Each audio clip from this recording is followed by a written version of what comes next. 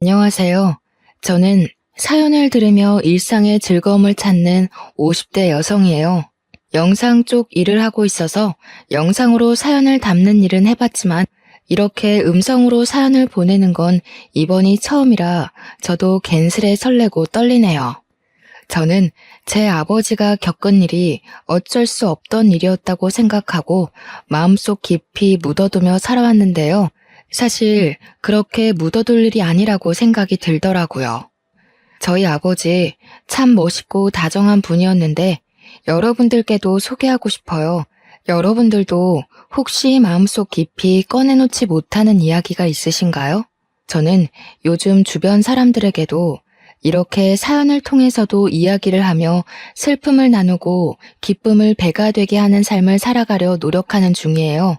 여러분들도 혹여 마음으로만 울고 있는 이야기가 있다면 속 시원하게 꺼내놓고 훌훌 털어버릴 수 있으시면 좋겠어요. 마음으로 응원할게요. 이제부터 제가 겪었던 이야기를 시작해 볼게요. 긴 이야기지만 재미있게 들어주시면 감사하겠습니다. 제 어머니와 아버지 두 분은 모두 무명 배우 생활을 꽤 오랜 기간 해오셨어요. 두 분께서는 연극 무대에 주로 오르셨고 텔레비전 프로그램에는 단역으로 짧게 나오는 경우가 많았어요. 아버지께서는 대학에서 전공도 연극 영화를 하셨는데 어머니께서는 고등학교 졸업 이후에 바로 연극 무대에서 배우로 일을 시작하게 되셨다고 해요. 같은 분야의 일을 하셨던 두 분은 고되고 힘든 연기 생활과 연극 무대라는 공통점을 배경으로 애정을 키우셨더라고요. 아버지는 연기와 연극에 대해 대학에서 전공까지 하며 배웠다고 해서 극단에서 아버지에 대한 대우가 남달랐다고 해요. 하지만 어머니께서는 처음부터 배우를 하시기보다는 연극 홍보용 포스터를 그리고 칠하고 만들어서 사람들한테 홍보하는 소위 말하는 삐끼 역할을 하기도 하고 연극 무대의 소품을 만들고 무대의 뒷배경을 만들기도 하는 잡일들을 오랫동안 했다고 해요. 그래도 자신의 꿈을 이루는 과정이라 생각하고 누구보다 땀 흘리며 열심히 극단에서 일을 했고요. 그런 어머니의 진가를 알아보신 아버지께서 어머니를 배우로서 추천을 하시고 서로 상대 배우로서 역할을 하며 연기를 하기도 하며 마음을 키우기 시작하신 것이었죠. 저희 부모님 두 분의 순수한 러브스토리 텔레비전 드라마에서나 나올 법하지 않나요? 저의 어린 시절부터 어머니 아버지 두 분은 모두 연극, 드라마, 영화 분야에 다양하게 관심이 많으셨기에 저도 자연스레 그쪽 분야에 대한 관심이 끊이질 않았어요. 한마디로 연기에 일찍 눈을 뜨게 되었던 거죠. 하지만 제 관심과 열정에 부모님은 걱정을 하시더군요. 이 분야가 쉬운 분야가 아니라는 것을 몸소 겪으셨던 분들이셨고 사실 저도 부모님을 통해 보고 들어온 얘기들이 많아서 쉽지 않은 길이라는 것을 알고 있었어요. 그리고 저희 집 형편을 생각해봐도 그러했죠. 연예계는 한두 명의 소수나 스타만이 반짝 뜨고 그 외에 대다수 사람들은 먹고 살기도 참 팍팍하게 힘들다는 것을 직접 옆에서 보며 자라왔기 때문이에요. 은하야, 그래도 연기가 하고 싶어? 진짜 힘들걸?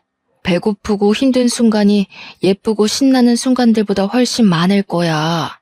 응, 엄마, 그래도 나 연기할 거야. 엄마 아빠 보면 힘들어도 연기하면서 행복하잖아요. 그니까 포기 안 하고 연기하고 있는 거고. 어이구, 그래.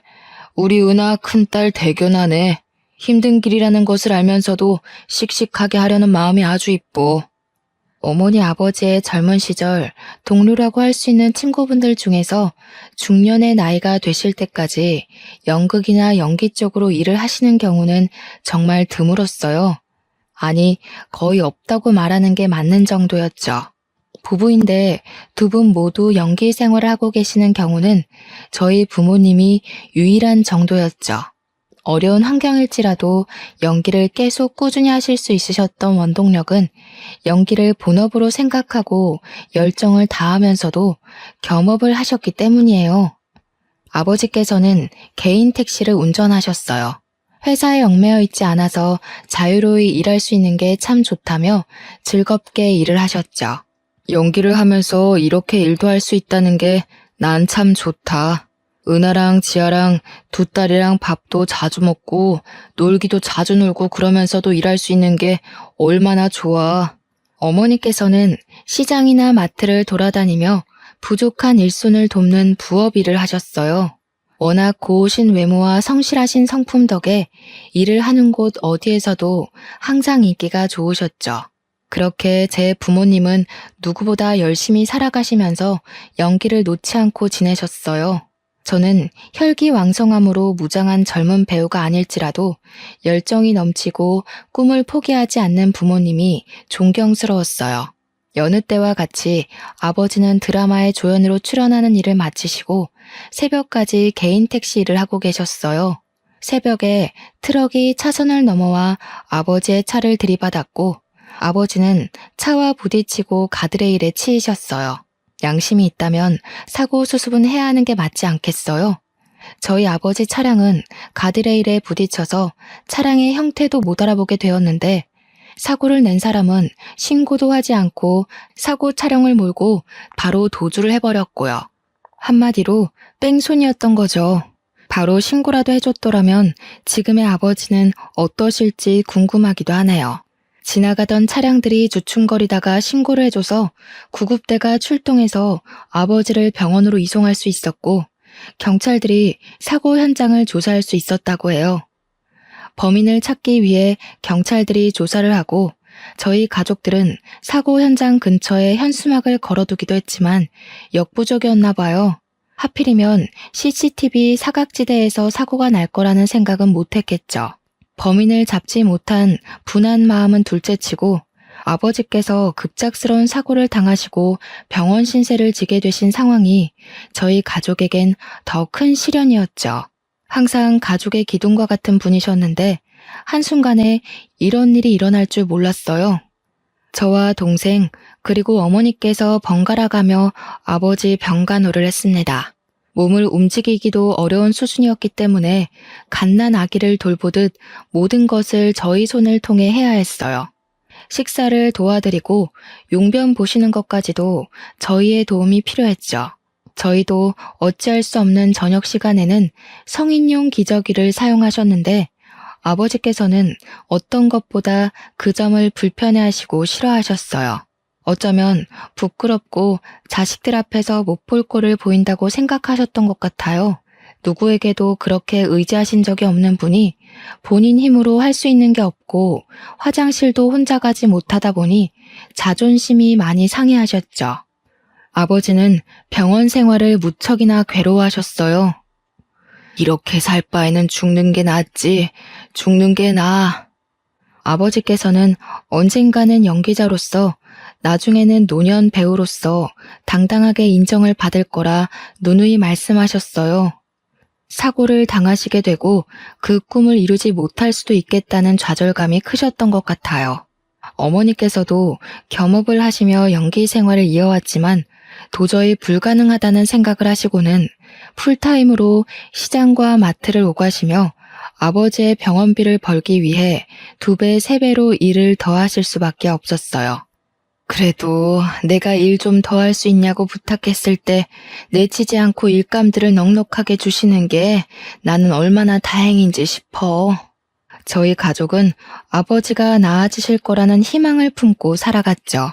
고등학생이었던 저와 동생도 아르바이트를 하며 생활비와 병원비에 보탬을 드리려고 노력을 했고요.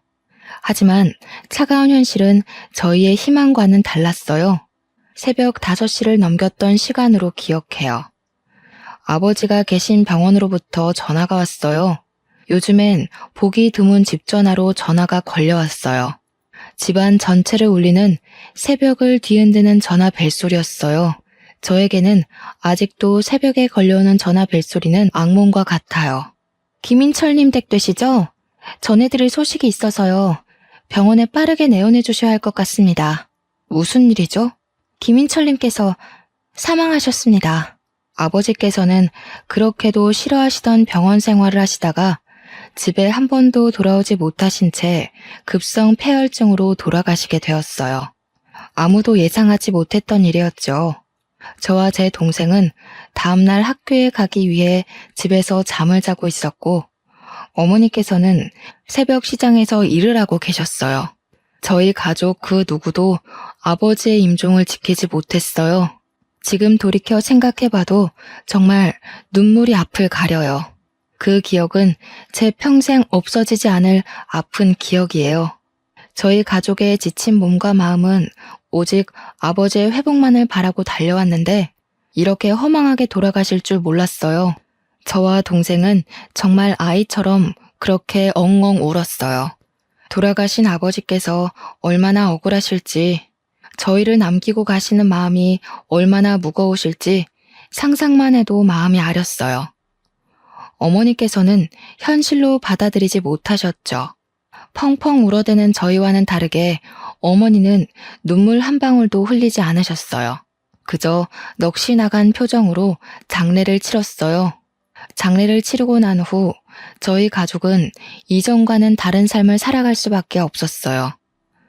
마음과 정신적인 지주였던 아버지의 부재가 생각보다 가족들에겐 큰 영향이 있었던 거죠. 가난했지만 웃음이 끊이지 않았던 집의 분위기는 180도 변했어요. 하루하루 막막하게 느껴지는 그 무게감을 우리 가족 모두가 감당했어야 했기 때문이죠. 은하야, 어떻게 하니? 우리 어떻게 살아갈 수 있겠니? 막막하구나. 너희 아버지 없는 우리가 뭘 할 수 있겠니? 내가 더 잘할게, 엄마. 내가 다 먹여 살리고 돈도 많이 벌게. 걱정하지 마. 가족 모두가 이를 악물고 살아가게 된 계기가 되었어요. 저와 제 동생 아르바이트를 하면서도 누구보다 성실하게 학교 생활을 하며 대학 진학을 꿈꿨어요. 그렇게 저는 아버지의 못다 이룬 꿈을 이루고자 연극영화과로 대학 진학을 했죠. 4년 내내 연기도 해보고 연출도 해봤지만 생각보다 연기보다 연출이 저에게는 더 맞았어요. 그래서 오직 연기만 하겠다고 마음을 먹었다가 진로의 방향을 틀었죠. 저는 대학에서 배운 연극과 영화, 연출이 전부인 양 꿈에 부풀어 취직시장에 뛰어들었어요. 와, 정말 생각보다 어렵더라고요. 제 전공을 살려 취업을 하는 것이요. 그렇게 고민 많은 20대 중반을 넘기고 취업 준비 기간이 너무 길어지면 안 될 것 같아서 그냥 저를 불러주는 적당한 기업에서 일을 시작하는 게 낫겠다 싶었어요. 그렇게 일을 시작하게 되었죠. 첫 출근에서부터 제 꿈은 산산조각이 났었죠. 학교에서 배웠던 연출과는 생판 다른 노동이더라고요. 저는 영상회사에서 이렇게 다양한 일들을 하고 있는 줄 몰랐어요. 조연출 일부터 시작을 했는데 갖은 보조원 역할은 다 했어요. 무슨 커피 심부름은 매일같이 줄기차게 있는지 몸에 익다 보니 커피 심부름은 별것도 아닌 게 되더라고요. 그리고 엑셀 작업은 또 뭐 이렇게 많은지 컴퓨터로 처리해야 하는 일들이 이렇게 많을 수가 있나 싶었어요. 식사 영수증 관리에서부터 때로는 일손이 부족하다며 충무과에서 해야 하는 세금 관련 업무까지도 제가 하게 되었어요. 제가 원하던 일은 이런 게 아니었죠.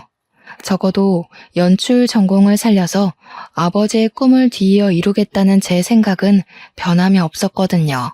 아버지 어머니께서 연기를 하셨지만 저는 두 분의 진심 어린 연기를 어린 시절부터 봐왔기에 자신의 열정과 진심을 표현하는 연기자들, 사연들, 사람들을 영상으로 담고 싶어서 회사에 입사했는데 도대체 회사에서는 연출이나 연기와 관련된 업무는커녕 일부러 그러는 건지 다른 잡무들만 잔뜩 시키더군요. 하지만 저는 첫 술에 배부를 수 없는 거라 생각하고 저 스스로를 다지며 위로하며 일을 했어요. 이렇게 열심히 지내다 보면 제 진심을 알아주는 누군가가 있을 거라 생각했기 때문이죠. 저는 꼭 어머니 아버지 같은 진정한 배우를 모시고 영상에 담아내는 PD가 되고 싶었어요.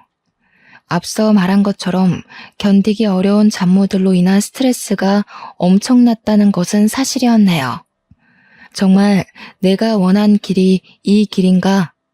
부모님은 도대체 어떻게 이렇게 힘든 과정을 인내하고 연기 생활을 하신 것일까? 고민이 참 많았던 시기였죠.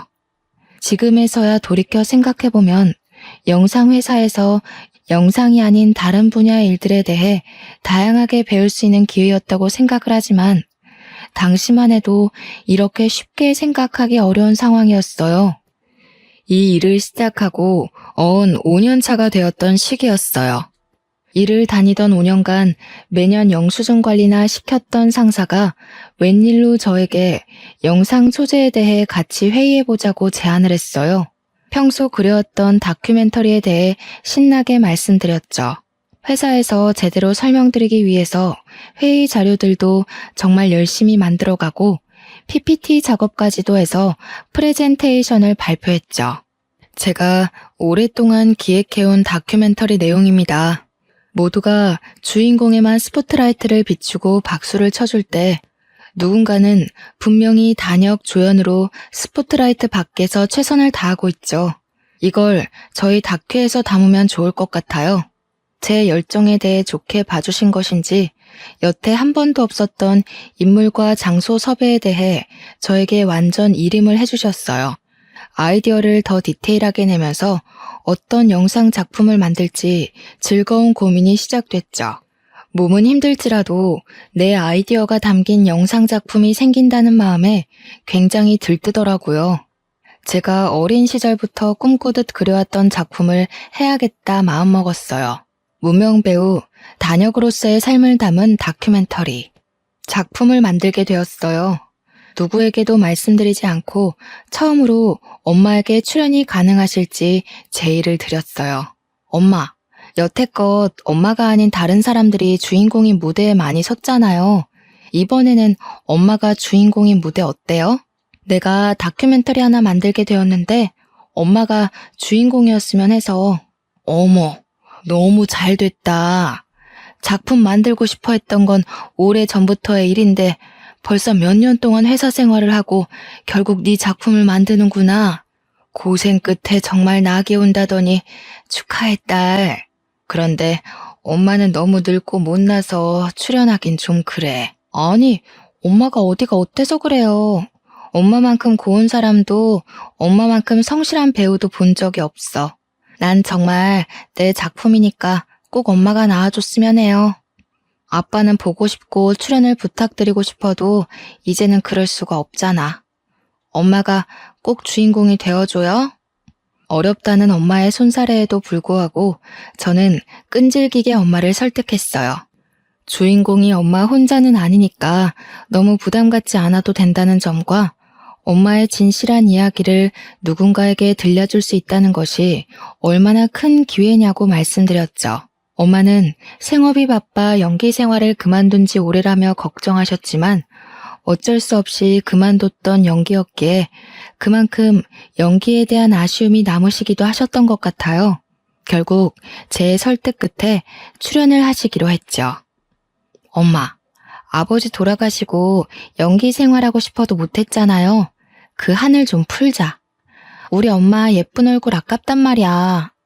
딸내미가 만드는 영상에 출연한다는 것도 얼마나 기분 좋은 일이야. 한번 나와줘요, 안배우님. 어머니를 필두로 다양한 단역 배우들을 섭외하고 다큐멘터리를 찍게 되었어요. 촬영 배경은 주로 대학로나 여의도였고요. 연극이나 방송을 짧게 하시는 경우가 많았고 대부분 사업을 하시거나 다른 일을 병행하면서 연기를 하셔서 양해를 구하며 촬영을 하게 되었죠. 아이고, 참 내가 뭐라고 이렇게 또 방송을 타게 해주나. 너무 고마워요. 촬영하시는 분들 고생이 많네요. 은하도 그렇고. 어머니가 주인공인 방송은 처음이시죠? 떨리실 것 같아요. 그래도 최대한 긴장 풀고 편히 말씀해 주세요. 인터뷰 형식으로 진행되다 보니 어렵지 않으실 거예요. 엄마가 겪어온 이야기, 연기에 대한 생각들 솔직하게만 이야기하시면 돼요. 저희 어머니는 주로 인터뷰 형식으로 촬영을 했어요. 이전에 어떤 사연이 있었는지를 말씀해 주셨죠. 어머니의 남편, 제 아버지와 연기로 만나고 사랑을 키워 아이들까지 낳아 키웠지만 허망한 사고로 먼저 이 세상을 떠났다는 이야기를 담았어요. 연기자에 대한 이야기인데 어머니의 사연이 사연인지라 뺑소니 사고에 대한 이야기를 길게 하시더라고요. 저도 방송을 통해 어떻게 해서든 범인을 찾고 싶었던 사심도 있었고요.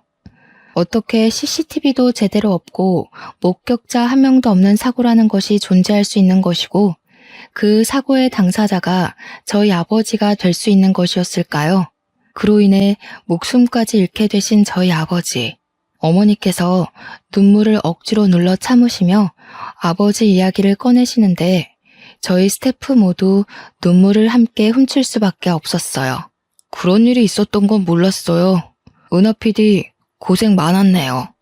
진짜 텔레비전에 나올 만한 사연인데요. 어떻게 뺑소니 범인을 못 잡을 수가 있지? 여태까지 가족들 다 마음고생 무지하게 심했겠다. 그렇죠. 우리 가족 마음고생 심했지. 그래도 그 일을 계기로 이악 물고 살아서 내가 이렇게 PD도 하고 있는 게 아닐까 싶긴 해요. 억울하긴 해도 우리 가족 눈 감고 귀 막고 열심히 살았지 뭐. 또 영상이 담긴 한 분의 경우는 배달 일을 하시며 연기 생활을 오랫동안 병행해 오시기도 했어요. 사실 배달 일을 하면 몸도 얼굴도 상하고 정말 필요한 일인데 연기에 대한 열정이 있어도 연기만으로는 도저히 월세만 해도 감당하기 어려울 정도였기 때문이라고 하셨죠. 저희 부모님 외에도 다양한 단역분들의 애환과 감동을 담은 다큐멘터리는 꽤 오랜 기간 시간이 걸려 최종적으로 완성이 되었어요. 영상으로 찍는 것도 오래 걸리지만 편집을 하고 컴퓨터 그래픽과 자막을 넣고 수정을 하고 완벽한 영상물을 만드는 데까지가 꽤 오랜 시간이 걸리는 작업이었죠. 이제 다큐멘터리를 방송에 내보내기 전에 마지막 관문이 남아 있었습니다. 영상이 방송을 타기 전에 대표님의 컨펌이 필요했던 것이죠. 그래서 영상을 대표님께 보여드렸습니다. 긴장되고 떨리는 순간이었죠.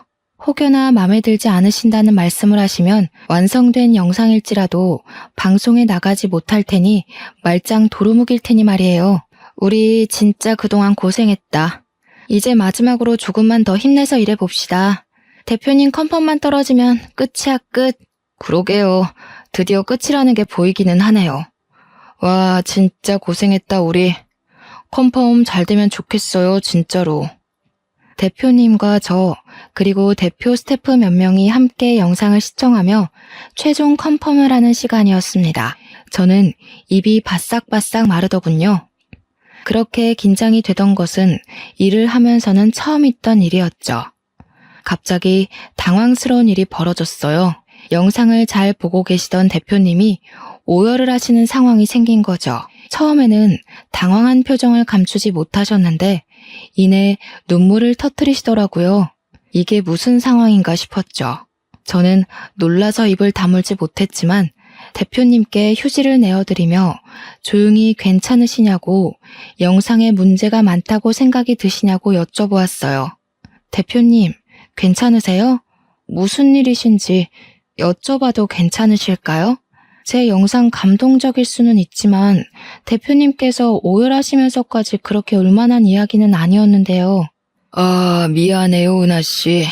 지금 내가 너무 마음이 가라앉지를 않아서 다음에 따로 시간 내서 말씀드릴게요. 저도 생각 정리 좀 해야 할 것 같아서요. 대표님의 뜬금없는 오열에 당황한 저와 스태프들은 침묵을 지키며 사무실에 각자 자리로 돌아왔습니다. 순간 저희의 노력이 물거품이 된 것만 같은 기분이 들었어요. 감동적인 포인트가 있다고 해도 그렇게 오열할 만큼의 슬픈 이야기는 분명히 아니었는데 대표님이 왜 저렇게 우시는 거지? 우리가 뭔가 잘못했나? 대표님이 무슨 큰일을 당하셨나? 우리 영상에는 누가 없어야 하는 건가 싶었어요. 입사 후에 한 번도 누구 앞에서 눈물을 보이신 적이 없으셨던 분인지라 저희 모두 크게 놀랐습니다. 대표님도 눈물이라는 게 있는 사람이구나 싶으면서도 무슨 큰일이라도 난 건가 싶더라고요. 다큐에는 여러 단역분들이 나오셔서 각자의 사연을 이야기하고 촬영을 다니는 모습을 찍었고 어머니 사연의 경우 인터뷰 형식으로 아버지 뺑소니 사고를 언급하신 내용이 담겼어요. 어느 포인트에서 대표님이 오열하신 건지 아무리 생각해봐도 잘 모르겠더군요. 저희 스태프들끼리 별별 소문이 돌기 시작했어요. 대표님의 엄마가 영상에 우연히 나오셨다. 아니다. 대표님 아버지가 나오신 게 틀림없다. 아니, 자기 무명 시절이 생각나서 그런 거다 등등 다양한 이야기들이 오가더군요. 아니, 나 진짜 우리 대표님이 저렇게 오열하는 거 난생 처음 봤다니까? 그렇게 울만한 내용도 아니었는데 말이지. 뭔가 이상해. 수상해. 뭔가 있다니까 이거. 그런가요? 저희가 뭔가 특이하거나 이상한 내용을 담은 건 아닌데 반응이 의외이긴 했어요. 저는 다른 것보다 제 입봉작인데 방송도 못하고 묻힐까봐 제일 걱정스럽다니까요. 아, 걱정이에요, 걱정. 며칠이 지난 후 대표님이 저를 개인적으로 부르셨어요. 다큐멘터리의 총책임자이기 때문에 저를 부르셨겠거니 가벼운 마음으로 사장님을 뵈러 갔죠. 하지만 대표님 방에서 나올 때 제가 어떤 마음과 어떤 표정으로 나오게 될지는 전혀 예상하지 못했죠. 은하 PD, 어서 와요. 영상 찍느라 고생 많았죠? 편집도 무지하게 길었을 텐데 피곤은 좀 풀렸어요? 이럴 때 좀 쉬어야 다음 작품 쉽게 시작하지. 아, 네, 감사합니다. 피곤하긴 하네요. 영상 일, 연출 일이 쉽지 않다는 거 알고 시작했는데도 역시 힘들긴 하네요. 체력이 너무 딸려서 죽겠어요, 매일매일. 커피를 달고 삽니다. 대표님은 괜찮으신 거죠? 아유, 그럼 나야 너무 괜찮지. 은하 PD 노고에 비하면 내가 뭐 비할 바가 아니지. 그런데 조금 어려운 이야기를 해볼까 해. 고민이 많았는데 계속 숨기는 건 도저히 은하 PD한테 예의가 아닌 것 같아서. 대표님이 무게를 잡으시며 하셨던 이야기는 상상 초월의 내용이었어요.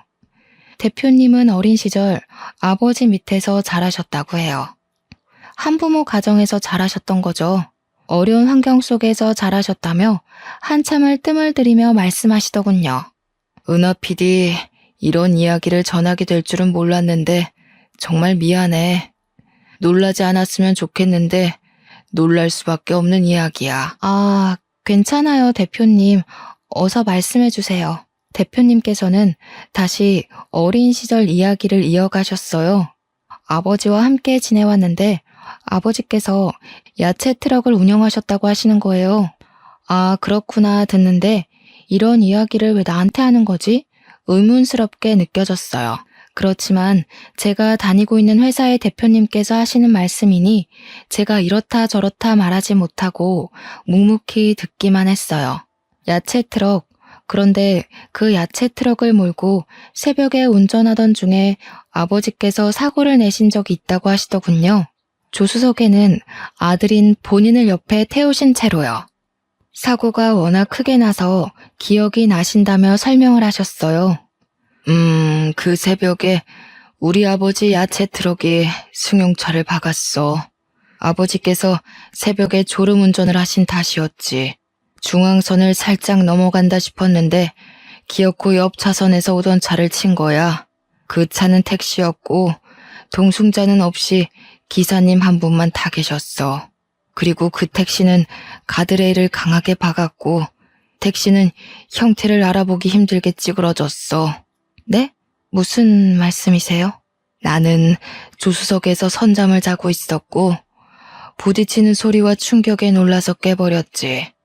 아버지께서는 운전대를 잡고 있는 손을 벌벌 떨고 고개를 들지 못하고 계셨어. 나는 아빠를 계속 불렀고 무서워서 울어버렸어. 그런데 아버지는 숙였던 고개를 들고 나를 한번 쳐다보시고 주위를 살피며 그대로 집으로 오셨어. 대표님은 계속 말씀을 이어가셨어요. 다큐멘터리에서 언급된 사고 현장은 아버지께서 자주 다니던 길이라 CCTV가 없었다는 것을 확실히 알고 계셨다고 해요. 하지만 아버지와 대표님이 보지 못한 목격자가 있을 수도 있을 거라는 생각은 있었고 언제든 아버지와 대표님께서 잡혀갈 수 있다는 죄책감이 있었다고 흐느끼셨어요. 하지만 아버지 없이는 살 수 없는 어린 대표님을 두고 감옥에 들어가실 수 없으셨는지 그렇게 뺑소니로 현장을 떠나셨던 거라고 하셨어요. 이런 이야기가 은하 씨 마음을 위로할 수 없다는 거 잘 알아. 그 사고 꽤 컸고 기사님도 많이 다치셨을 거라 생각하긴 했었어. 정말 미안해. 너무 미안해. 이 빚을 어떻게 갚아야 할지 모르겠어. 마음속으로만 지녀왔던 괴로움과 죄책감이었는데 이제 명확해졌어. 잊힐 수 있을 거라 생각했는데 아니었고. 제가 만든 다큐멘터리를 통해 보니 제 어머니의 남편분, 즉 제 아버지의 사고에 대한 인터뷰가 대표님의 두 눈으로 봤던 어린 시절의 사고 현장에 대한 기억과 일치한 것을 보고 오열을 하셨다고 했어요. 설마 아니겠지 하며 외면해왔던 과오를 이렇게 마주하게 될 줄은 꿈에도 모르셨던 것이었죠. 저도 당황스럽기는 매한가지였습니다. 대표님은 아버지의 상황에 대해 아시는 것이 없으셨겠지만 제 아버지는 이미 이 세상을 떠난 지 오랜 세월이 흘렀기 때문이죠. 그 세월 동안 저희 가족이 받았던 상처와 눈물은 어떻게 보상이 될지 머리가 새하얘졌습니다. 그렇게 오랫동안 찾아 헤매왔던 뺑소니 사고의 목격자가 여기 이렇게 제 눈앞에 버젓이 있다니요. 그런데 그 목격자가 뺑소니범의 아들이었고 사고에 대해서는 몇십 년간 침묵으로 일관해왔다니요. 대표님이라고 하지만 참을 수 없는 화와 눈물이 뒤섞여 나왔습니다. 억울하고 화가 나서 미칠 것만 같았어요. 성실하고 다정했던 우리 아빠의 삶, 생명은 누가 어떻게 보상해 주겠어요. 주변에서도 다들 사고당한 사람만 불쌍하다며 그렇게도 수군거렸는데 말이죠. 나라도 어렸어도 바로 신고를 했어야 하는데 정말 후회해. 정말 미안해. 끔찍하게 사죄해요, 은하 씨. 대표님은 너무 미안해서 어찌할 바를 모르겠다며 제 두 손을 꼭 잡고 눈물을 주룩주룩 흘리셨어요. 아버지께서는 현재 나이가 노쇠하셔서 요양병원에 치매 환자로 입원해 계신다고 했어요. 대표님 아버지께서 정말 죄인이고 본인도 마찬가지라며 아버지께서 이런 일을 겪게 되신 것 정말 마음 아프고 유감이라고 말씀하셨어요. 당시에 어렸다고 해도 알 거는 다 알았는데 아빠와 아들 둘이서 살았던 어려운 형편에 아버지마저도 감옥에 가시면 대표님이 굶어 죽게 생겼다 보니 어느 하나 양심적으로 대처한 일이 없었다며 정말 미안하다고 말씀하셨어요. 아버지였어도 내 아버지였어도 신고를 했어야 마땅한 일이었지. 정말 죽을 죄였어요. 미안해. 그런 사정이 있었을 거라 생각 못했어요. 게다가 목격자가 이렇게 있을 거라는 것도 상상 못했어요. 정말 엄청 찾아다녔는데 현수막도 붙이고 포스터도 돌렸는데 없더라고요, 목격자가. 그래서 그냥 반쯤 포기하고 기억에 묻어두고 살았어요. 이렇게 마주하게 될 거라고는 정말 몰랐네요. 어안이 벙벙해서 눈물을 흘리지도 못하는 저를 두고 대표님은 이야기를 이어가셨어요. 아버지를 만나게 해주고 싶다고 하시더군요. 저는 어떻게 반응을 하는 게 좋을지 감이 안 잡혔어요. 좋다고 만나게 해달라고 해야 할지, 아니 괜찮다고 끝까지 죽을 때까지 제 기억 속에 묻어두겠다고 해야 할지요. 대표님은 모든 사실을 알게 되었고 그 사고 가족이 우리 회사 직원인 것도 마음이 너무 아프다며 이렇게라도 찾게 되어서 다행이라고 평생의 마음의 짐이었으니 꼭 아버지를 만나줬으면 좋겠다고 부탁을 하셨어요. 저는 마음이 불편했어요. 돌아가신 저희 아버지는 어떻게 하고 이렇게 쉽게 과거를 용서할 수 있을까 싶었죠. 하지만 상대는 회사의 대표님, 형편이 어려운 저는 대표님의 말씀에 네네 하며 오케이를 하고 말았네요. 약속한 시간은 금방도 찾아왔습니다. 몇 주 뒤에 잡아둔 면회 날짜가 이렇게 빨리 찾아올지 몰랐어요. 어머니와 동생에게 사실대로 이야기를 했다가는 정말 말 그대로 뒤집어지고 쓰러질 것만 같아서 우선 제가 먼저 대표님 아버지라는 분을 만나 뵙기로 했죠. 대표님의 차를 빌려 타고 함께 가는 길. 차 안의 고요한 침묵은 이상하리만치 현실감이 없었고 긴장감까지 맴돌았어요. 마치 전쟁에 나가는 병사들의 마음이 이랬을까 싶었어요. 가긴 가야 하는데 마주하긴 마주해야 하는데 뭘 어쩌지 싶은 마음에 정말 피하고 싶더군요. 그렇게 요양병원 앞에 도착을 했죠. 시간이 멈춰버렸으면 좋겠다는 생각밖에 들지 않았어요. 어린 시절부터 그려왔던 우리 아빠를 아프게 하고 죽게 만든 뺑소니 범은 뿔 달리고 악마같이 생긴 나쁜 사람일 거라 생각했는데 그게 아닐 수도 있다는 가능성이 참 머릿속을 복잡하게 만들었어요. 은하 PD, 이쪽이야. 내가 앞장설게요. 아, 네. 요양병원이 익숙한 듯 앞장서시는 대표님의 등 뒤를 따라 저는 저벅저벅 걸어갔어요. 참 무거운 발걸음 오랜만이었네요. 어떤 이야기부터 시작해야 할지 원래 가해자를 찾게 되면 멱살잡이를 하겠다 마음먹고 살아왔는데 이렇게 만나게 될 줄은 몰랐죠. 멱살잡이는 어려울 것 같은데 그러면 어떻게 하지? 내 화와 분노와 억울함을 어떻게 표현을 해야 하지? 고민을 하며 병실로 걸어 들어갔어요. 아버지, 저희 기억 속에 가장 아픈 이야기를 해야 할 것 같아요. 이제는 분명히 마무리해야 할 것 같아서요. 이렇게 이야기를 하시며 대표님은 먼저 무릎을 꿇고 이야기를 시작하셨어요. 노쇠한 노인분이 침대에서 내려와 대표님과 함께 나란히 무릎을 꿇고 눈물을 흘리셨어요. 저는 제 사연을 이야기할 수밖에 없었죠. 어떻게 살아왔고 어떤 아빠였는지 갑자기 우리 곁을 떠나시게 되었는데 뺑소니 사고였고 목격자도 CCTV도 없어서 할 수 있는 일이 없었다는 것. 경찰 조사도 금세 끝나버리고 억울한 마음이 풀리기도 전에 당장 입에 풀칠하기도 바빠 일을 시작할 수밖에 없었다는 것을 이야기했어요. 어쨌든 저쨌든 우리가 어떤 이야기를 하고 슬퍼해도 저희 아버지는 이미 이 세상에 계시지 않아요. 우리 아빠 살려내요. 미안합니다. 죄송합니다. 입이 1000개 만개여도 부족해요. 경찰서 앞을 몇 번을 찾아갔는지 모르겠어요. 이 노인네가 갈 때가 다 돼서야 이렇게 마음을 전하네요. 부족한 인간이라 미안해요. 내가 그때 제대로 죗값을 치렀어야 하는 건데 정말 미안해요, 아가씨. 치매가 있다고 하셨는데 제가 전했던 이야기를 들으시고는 옛 기억이 떠오르셨는지 함께 눈물을 흘리시며 진심으로 참회를 하시더군요. 그때로 돌아갈 수는 없다는 것을 알지만 다시 돌아간다면 꼭 당신께서 감옥에 갔을 것이라며 그렇게 바로 경찰에 신고를 했더라면 아버지께서 덜 억울하셔서 돌아가시지는 않으셨을 수도 있을 거라는 이야기를 하셨어요. 말씀이라도 그렇게 따뜻하게 해주시는 게 감사하더군요. 평생을 증오하던 아빠를 죽인 범죄자란 사실이 믿기지 않게 그 진심이 담긴 한두 마디의 말이 사람 마음을 이렇게 어루만질 수도 있구나 싶었죠.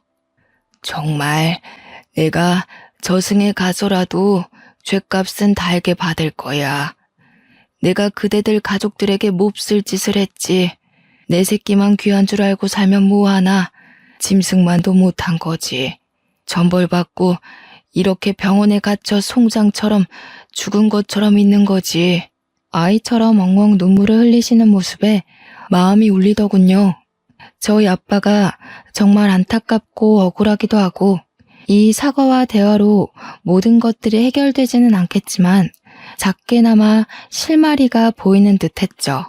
그동안 마음을 억눌러 오던 짐을 조금은 덜어놓은 것만 같았어요. 이후 제가 겪은 상황을 제 어머니와 동생에게 알렸고 정말 둘은 까무러치듯 놀라 자빠졌어요. 그래도 저희가 직면한 현실을 마주하고 해결해야 할 것들은 해결해야겠다 싶어서 어머니와 대표님과의 자리를 마련한 뒤 두 분의 독대가 있었습니다. 두 분만이 나눌 수 있는 이야기가 있었겠죠. 어머니는 대표님과의 대화 이후 아버지의 부재가 생긴 이래로 처음 보는 후련하고 홀가분한 표정을 지어 보이더라고요. 너희 아버지 그렇게 허망하게 가버리고 우리 얼마나 눈물로 매일을 보냈니? 범인도 못 잡고 뺑소니 사고라는 게 너무 억울해서 미치겠는데 그렇게 원망하며 우리 시간을 버린 것도 몇십 년이다. 얘들아, 너희 대표라는 사람, 대표님 아버지가 눈물로 싹싹 빌며 미안하다고 그렇게 우는데 나도 같이 울어버렸다. 어쩌겠니? 산 사람은 살아야지. 저도 그런 어머니를 보는 마음이 좋았고요. 어머니는 제가 생각했던 것보다도 훨씬 강한 여성이었더군요. 대표님과 대표님 아버지라는 사람들이 너무너무 밉고 죽을 만큼 싫었지만 이렇게 사정을 듣고 진심 어린 사과를 듣고 나니 산 사람은 또 살아가야 하는 것이 아니겠냐고 죽은 사람을 어떻게 되살릴 수는 없지 않겠냐며 더 이상 당신네 가족을 원망하지 않겠다며 대화가 끝났다고 했어요. 이후 대표님은 미안하고 사죄하는 마음 작게라도 표현하고 싶다며 엄마와 저에게 회사 주식을 증여해 주셨어요.